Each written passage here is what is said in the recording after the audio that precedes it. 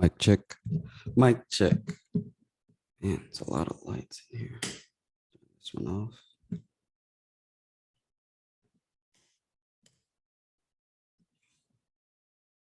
Too bad.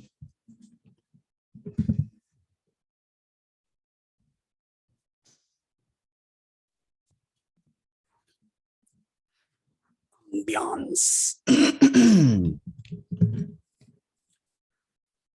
All right, here we go. Kenyans are always late, so I am not surprised if they show up after the show. So always late.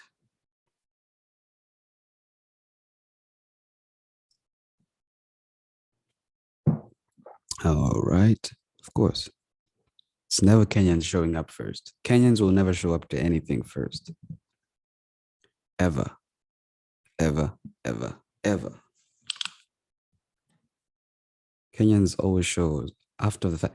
This event will be 30 minutes. Kenyans will show up after the event. That's for certain.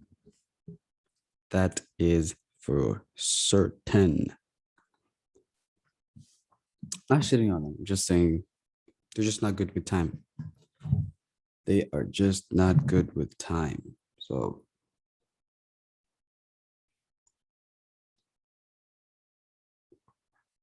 2 minutes. I guarantee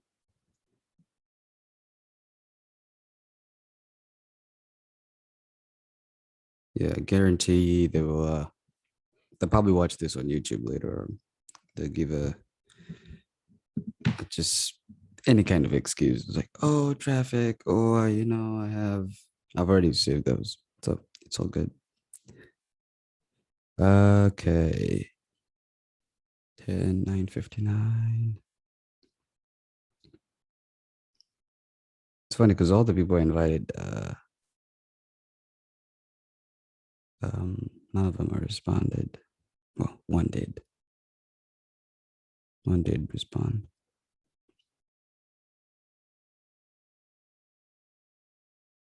Maybe I should pin a message here because I know people are gonna be late. Just chat, up in the chat. Roles. No heckling unless your heckle is funnier than the joke.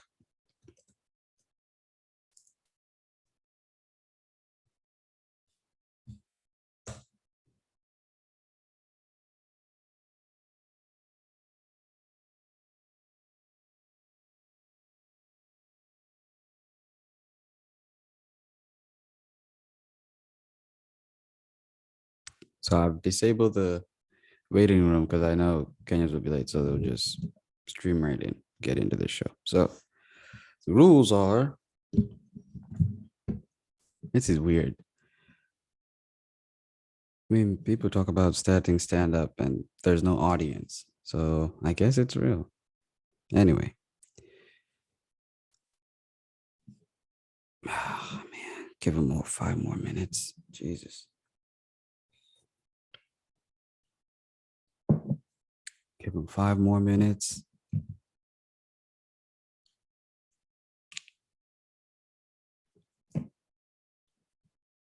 Well, I don't even know if I'll have a chance to do these jokes.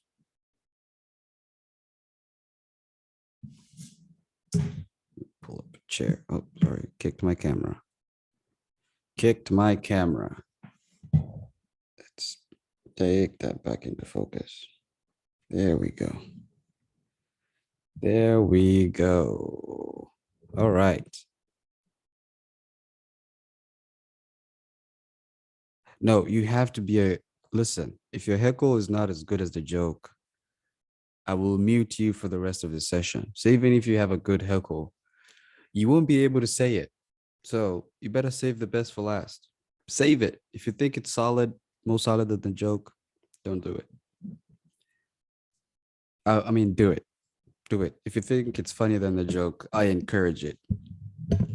because I'm writing these jokes, and it's part of the joke writing. So yeah, as you can notice, I I dress the part, because I respect people. Fucking Americans have no sense of style. An American will say this is fancy. I just put on a shirt and khaki pants, and they think this is fancy. They have no sense of. They don't respect fashion, just decency. A man will walk into a job interview wearing a fucking torn t-shirt, some Cheetos stuck on it with cheese or last night's pizza sauce, and jeans, just scrubby as fuck. His nose just full of yeah, Americans are the worst. So I will go to work like this one day, and people are like, "Oh, you're fancy. What are you doing? Are you going to church?" It's like, came to work. It's laundry day. I had nothing else to wear. But yeah, it's funny how they call it Sunday best though, because if we're talking about equality, it's not it's not fair. Because what if I'm Muslim? I don't go to the mosque on Sunday, or a Buddhist. Buddhists have no day, or people who go to church on Saturday. So is that their Sunday best still? So I don't feel like it's fair. Anyway, you know, you have to respect a man for the socks.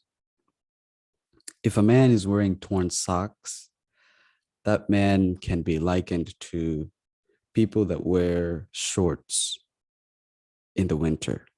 They don't care, and they're probably psychopaths. And yeah, so the first day, if you want to check the standards of a guy, check the socks he's wearing. That'll tell you much about the man. Tell you if they care about their lives or not. But anyway, I'm from East Africa, so for those who don't know, East Africans are. I can say we are blessed, to say the least. If you noticed any East Africa, I mean, if you just want to know if someone is from East Africa, especially Kenya, just look at the forehead. Yeah, the, just the forehead will tell you what tribe they belong to. I usually say we were blessed with a head start, like the head is, I mean, they can fuck around and just somersault because, the head is heavy. So yeah, they always have a head start. That's for sure. So growing up there, it gave me a lot of perspective. And I saw a lot of things. I saw a lot of businesses and people starting business. It's funny, someone could have a business and it'll transform in less than a year. It's three different things. They'd start selling clothes. Uh, soon it's a grocery shop. After that, I mean, if you want to know their like deep, like they've given up, they start something called a wines and spirits.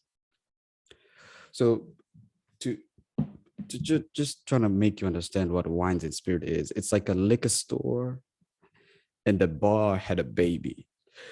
So it's neither, but it's both. So you can go buy booze, but there's no seats, but you can drink there. You know, so that's when people's like they've hit rock bottom. They start at wines and spirits. So I knew this couple who they transformed the business and they finally ended up with the wines and spirits, and also it failed. And that's how you gauge the economy. It's like how many wines and spirits are there on a block? Because these people have no jobs, but they still buy booze. I I've never seen people consume alcohol like Kenyans, honestly. Yeah. Uh, I remember also growing up is funny because the teachers would tell you you'll never amount to anything. And I mean, I also got told this once. I mean, I think they saw something. Because if a teacher is teaching there, their kids are never in that school. They're probably usually in a better school. So if a teacher told you you ain't shit, they're probably right. They're probably right. Because I mean, first of all, they know your parents ain't shit, you know?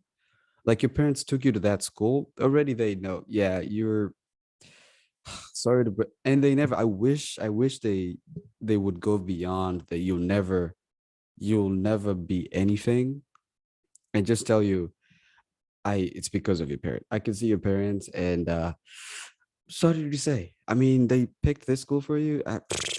Yeah, you. So they had some. Now in retrospect, I think I sit and I'm like, I think they made sense. So they were right. I mean, your parents dragged you to that raggedy ass school. I mean,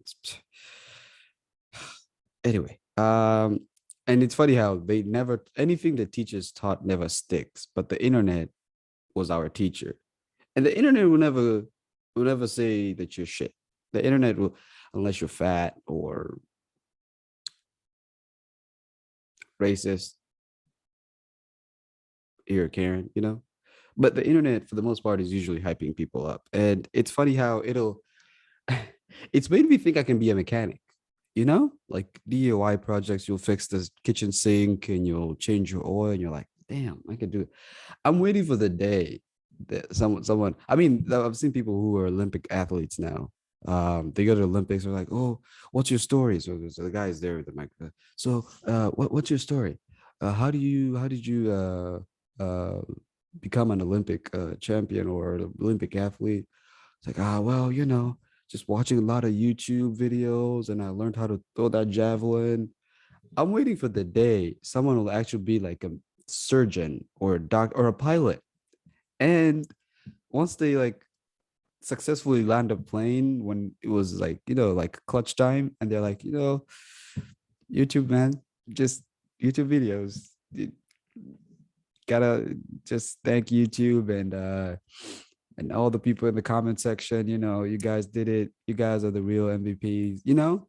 I want someday when we get there and someone actually attributes their success to a YouTube video or learning something on YouTube, man, that would be a day.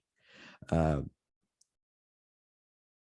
I, Speaking of that, it's because growing up, school was, it's funny how school was deemed the only way you can make it. Like you can only make it out if you go to school. Like I remember having a conversation with my father and telling him, I admire how like the radio presenters, most of them, but never even went to college. It was like, I admire those people. So my dad looks at me and like, so you want to drop out of school? I'm like, no, no, no, no, no. I just admire the fact that these people do really go to school and they have a fancy job, well-paying job, and the looks he gave me a dirty look, and I'm like, I, I, I mean, I just I just want to be a radio presenter. She was like, oh, okay, so you want to drop out of school? That's what you're saying? I was like, no, no, no, no. I'd love to do this. It's funny how people go to college and never use their degrees, and they end up in a shitty job, like I don't know, managing some store where most of the people who were never even finished high school. It's funny how we never pushed, like our parents never pushed our talents. Like most of them don't even know we had talents until they see the picture. Like, oh, you do that. Oh, okay. This was supposed to be your parent, by the way. So, and just warning, I'll unleash a lot of child's trauma here, and I'll be addressing a lot of that. So, uh, it's funny how I'm from a different place than coming to America, and the only thing I have seen similar is how we fear China. Like these two, like this East African country and this Western superpower, the common denominator between us and them is we fear China. We blame China for everything. These Chinese are coming. It's funny when you go back home. Yeah, it's the same thing. These people literally building the roads for you, but then you're like, these Chinese are going to finish us with these loans. And you come to the West, it was like fucking China taking our jobs. So now it's not even Mexico. Now it's China. Now Chinese, and that's how you know you've made it. You're so infamous. The poor people blame you. The rich people blame you. Like you're You're now in the buzz. Everyone's talking about you, dude. You could be doing some shitty things, putting people in cages, killing a little bit here and there. But you're in the news, good or bad. Apparently, yeah, you're progressing a country here while you're giving people cheap things, but they still hate you. It's unbelievable. I want to be like China. Yeah. So yeah, I want to be like China when I grow up. Be hated by everybody and also be loved. Um, so speaking of China,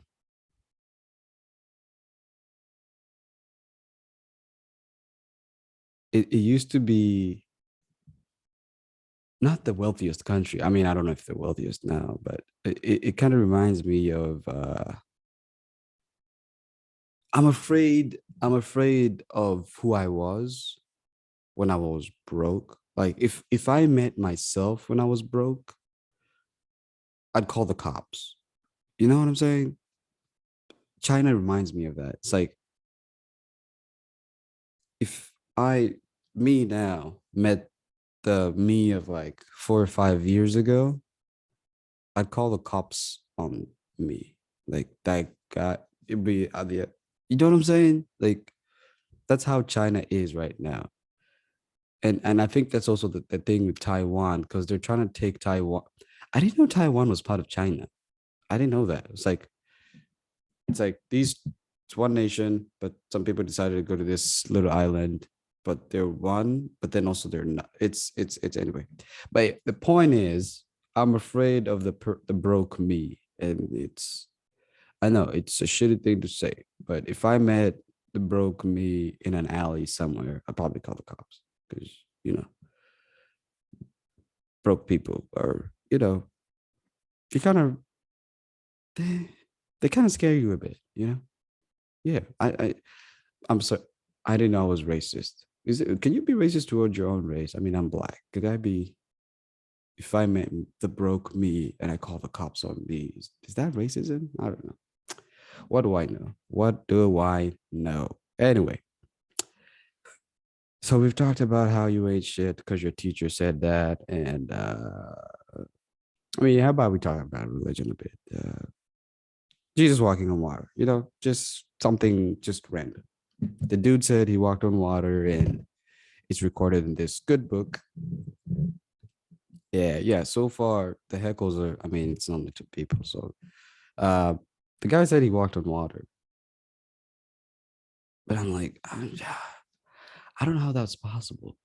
But it made me think: what if maybe he was water skiing? Like, maybe some details were left out. Maybe the guy was skiing because there's a boating when you're water skiing. Usually, someone's pulling you with a boat, and you have at least two skis, and you're on the water, just So the boat is tugging you, and you're just skiing. What if that's what's happening, and they just assumed the guy was walking on water? I mean, I, can we say the guy invented water skiing even before water skiing was a sport? Because apparently, fun fact, water skiing was founded in Minnesota. Um, and the word Minnesota, I know Kenyans will think Minnesota because some have some other meaning, but it's in the Native American language, it meant a place of clear waters, blue clear water or cloudy water. And I was like, oh, this all makes sense. So Jesus might have founded water skiing even before it was a sport, before it was cool. This was before it was cool. So, and that's why people credit him with saying he he walked on water. I don't know. To be, it makes more sense to say he was water skiing and then he caught up to them and they thought, oh, this is cool. So instead of calling it water skiing as a sport, they said he was walking water. That's just me. That's just me. Um, yeah. There's a Kenyan YouTuber called Andrew Kibe. I did want to address this, but I really had to. Today I'm feeling good. There's been rumors were saying that he's being kept by a woman uh, in these streets. So today, to pay homage, uh, I have also I am kept today, like Kibe. I am the I am anyway. That's a bad joke, but anyway. Yeah. What would I just thought of just the guys who follow the guys. You know how like Beyonce had her name is the followers' names is what, the Beehive, and what other, Ed Sheeran or Sheeran, I don't know. So this guy Andrew Kibe, his followers might be called, I don't know, Kiberans, Kibrans, like the slum Kibra, then add uns Kibrans. I don't know. What am I saying? What am I saying? I don't know. Yeah, that one didn't work. That one did not work. Anyway, so there's this company back home called Arimis. They make petroleum. It's like Vaseline. So imagine the Vaseline that, but they used to concentrate on making. Um, please mute yourself. If you don't have a heckle, that is what. Yeah, yeah. All right. So what was I saying? Oh, so there's a company. It's called Arimis. They used, well, they're still making jelly to milk cows. So I remember my grandpa growing up would go clean the udder and with some water, with love. It's fondling. You're fondling an animal, but it's not bestiality. You're literally fondling the animal's breasts. You're just washing its four tits. It has four tits. You're washing its four tits and with a towel, warm water, and it's just chowing on some grass there. You're fondling. This is before I knew what bestiality was, and you're just fondling this animal to get milk. This is animal abuse, if you ask me. But anyway, we keep it moving. So you take the gel, petroleum jelly. It's called arimis. Take the petroleum jelly. You kind of put it on your hands. It's like you're about to jerk off, like jerking off a cow's tits. It's very weird. And what makes it even more weird, the tits look like four little dicks. So yeah, so you take the petroleum jelly and you're putting on your hands so you could start so I didn't know what was happening. I just, when you're a kid, you're innocent. They're just milking the cow. But then years later, I'm 20 something years old, and the same petroleum jelly comes, well, lockdown, especially when people could not see other people because of the coronavirus. And people start using that petroleum jelly to jerk off. They're not using Vaseline, they're using the petroleum jelly used to milk cows to jerk off. So people are sitting in their homes watching girls twerk on Instagram or something. And I want to be as consistent as that company. That company started, we knew it for milking cows because we knew that brand is for milking. But now people are milking their dicks with it. And it came full circle to me. You're jerking these four little dicks looking like they're nipples, but they look like dick. Have you ever seen a cow's nipple? It is weird. It is oddly weird. And you grab them like dicks. You just like grab it. It's like two of them. So yeah, I want that consistency in my life where your your intended purpose was this, but you evolved to an even bigger purpose to serve human beings. And especially in a crisis like the coronavirus, it was oddly weird. And I just realized this. I was like, wow, they're more consistent than politicians. Like politicians are shit. Like they'll start off as shit and but this company is still in the zeitgeist. Like they're still making money off of cows and dicks now. Like it's a win-win either way. They're selling product, you know? Even cocaine cannot compete with that. Because cocaine, you only have them, you can't sell it to animals. You only have human beings. That's it. But this brand has cows and goats as customers and even human beings. It broke the third what do you call it? The third but yeah. So anyway, that wasn't just yeah. The other day I was roasting my sister and I know she's here, she's listening. Um I was roasting her, you know, the forehead jokes and oh just hitting her with everything because she was not clapping back. And then she was like, I have no energy. And I was like, I don't feel well. And to me, that phrase, I don't feel well, is very weird. I don't feel well. I don't feel what feels, you know? So is it your heart? Is it your brain? Because I mean, I was taught the skin is what feels. It's a sense of touch and the skin. So when someone tells you they don't feel well, does that mean the organ, the skin has failed? I don't know. It just made me think. She never responded to that either. I knew that's how I knew it was a bad joke. Yeah, I didn't get any laughs on that one. So yeah, we've talked about yeah, talked about everything. Yeah, I like how most Americans they're American. Like the word is American. I can do it. I can do it. Like Obama, yes, we can. American. But I feel like a lot of Americans are more like Americanauts. I cannot curb my eating disorder, or I cannot curb my alcohol intake.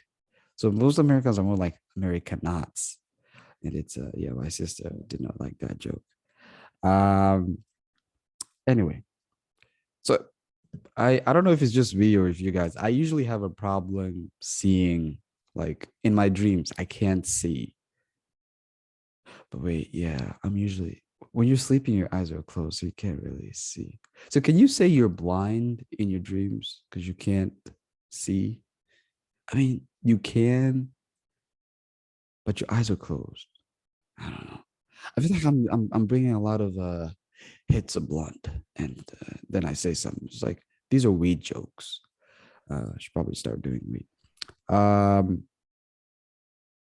So yeah, it is the other day we went to Austin, Texas, and because I thought, oh, I saw this thing on social media. Road trips are fun. Fuck that. Fuck road trips and fuck everything that comes with it. So we drive 10 hours to Austin, Texas.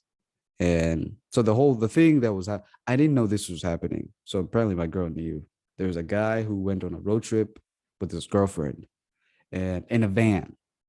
And they went road tripping somewhere. I don't know where, whatever the fuck. Well, respectfully, the girl was found dead. So apparently the guy is dead, in quotes.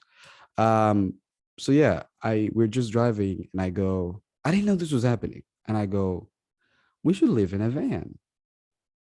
This is a black man telling a white woman we should abandon our lives and just live in a van. So give you context, the guy I'm telling you about, and I think killed the girlfriend. I think that's what happened. And yeah, we don't know because neither of them are there, so we don't know the story. But I'm telling my girl we should live in a van, you know, just road trip, and this is the week of that thing happening. And my girl goes, "Oh hell no!" So I don't know what reservations she has. She didn't tell me about the story. Then we get to the hotel, and then we watch the news, and it's on the news. Apparently, this guy and his girlfriend went on a road trip from Florida to whatever the fuck, and the gal is missing. So then I was like, yeah, I probably didn't bring it up at the right time. So maybe I should wait till things come down. Then we'll revisit that topic. Maybe she'll be open to it. But no, yeah, I don't think she will. She's probably traumatized from that. Yeah, it's funny how everything on social media looks fun until you do it, and then you're like, no, nope. And that's how I know I will never drive 10 hours to anywhere. I'll take a flight. I'll take a 10-hour flight over driving. Fuck that. Um, yeah, yeah, fuck that. Anyway,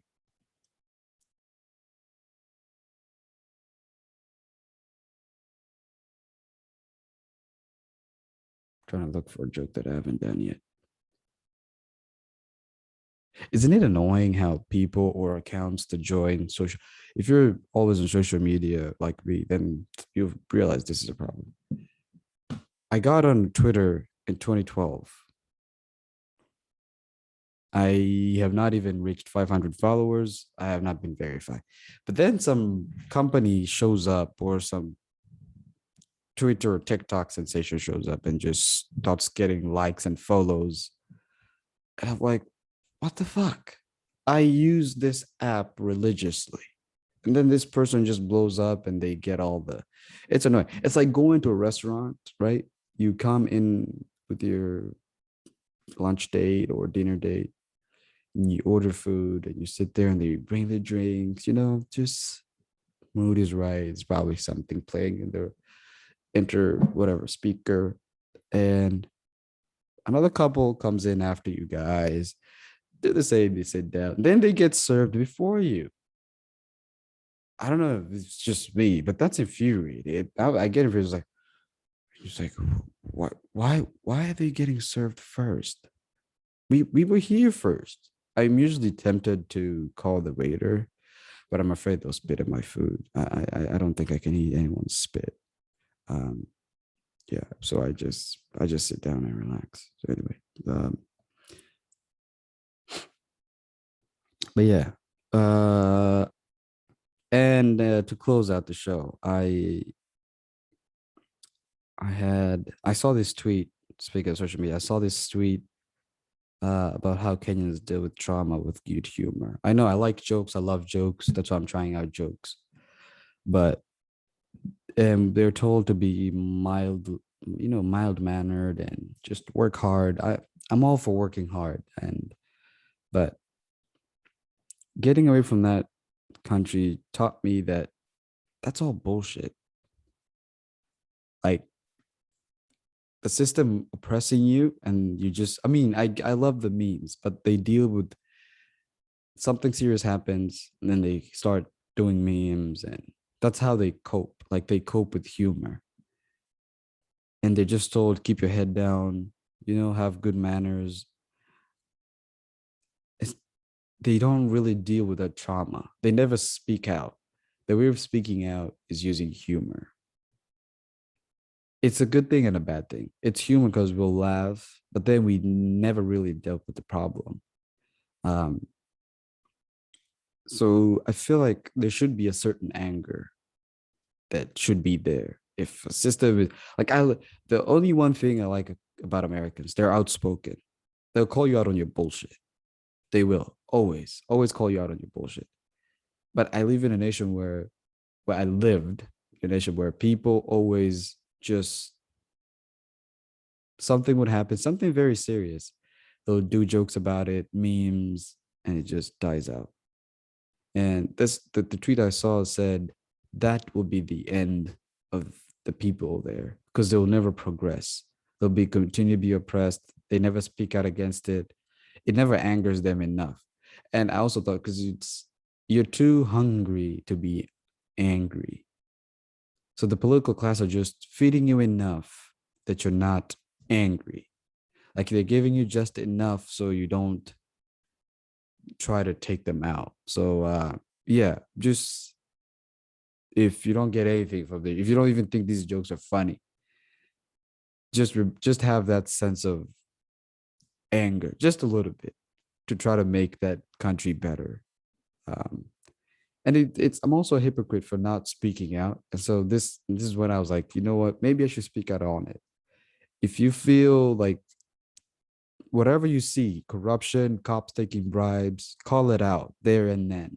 Because when you keep quiet, it continues and it will never change. And you'll live in a system where That'll never stop. I've never had to give a bribe to go get my driver's license or get my passport. If you want to, I helped my grandpa get a passport. No bribe was, because people need to do their jobs. If you're doing a job, do your job. Don't ask for, why are you asking for a bribe while it's your job?